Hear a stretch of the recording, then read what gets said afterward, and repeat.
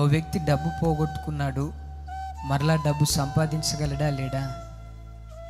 ఉద్యోగం పోగొట్టుకున్నాడు, ఉద్యోగం సంపాదించగలడా లేడా?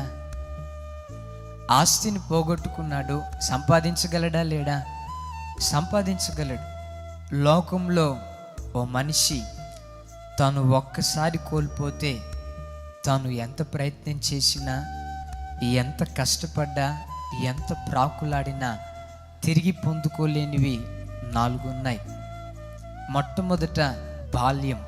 వాక్యం వింటున్న మన జీవితాలలో కొంచెం దేవుని కొరకు భక్తిగా బ్రతికే వాళ్ళు చాలామంది ఏం ఆలోచిస్తారో తెలుసా? నా బాల్యము నుంచే నేను యేసు ప్రభువును సొంత రక్షకునిగా అంగీకరించి బాల్య దశలో నుంచే నేను దేవునిలో ఎదిగితే ఎంత బాగుండో.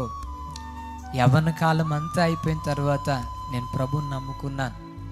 నడి వయస్సులో ప్రభువును సొంత రక్షకునిగా అంగీకరించి ఇప్పుడు నేను పవిత్రంగా బ్రతుకుతున్నాను. కానీ బాల్యము నుంచే నేను పవిత్రంగా బ్రతికితే లోకానుసారంగా బ్రతికేవాడిని కాకపోవచ్చు. లోకపు యవ్వన బిడ్డలాగా చిల్లరగా నేను బ్రతికేవాడిని కాకపోవచ్చు. దేవా, బాల్యము నుంచే నేను మీ కొరకు బ్రతికితే ఎంత బాగుండో. ఆత్మీయతలో భక్తిగా దేవుని కొరకు బ్రతికే ప్రతి మనుషుల్లో ఈ ఆలోచన కలుగుతుంది. మరి మీకు కలిగిందో లేదో నాకైతే తెలియదు, కానీ నాకైతే కలిగింది. నేను యవ్వన కాలంలో ప్రభువుని తెలుసుకున్నాను, కానీ ఇప్పటికీ నా మనసులో ఏమనిపిస్తుందో తెలుసా? దేవా, నేను బాల్యం నుంచే ఎందుకు మిమ్మల్ని తెలుసుకోలేకపోయాను? బాల్యం నుంచే నేను కనుక మిమ్మల్ని తెలుసుకొని ఉంటే సమూయేలు మీ కొరకు ఎలా బ్రతికాడో నేను మీ కొరకు అలా బ్రతికేవాడిని కదా.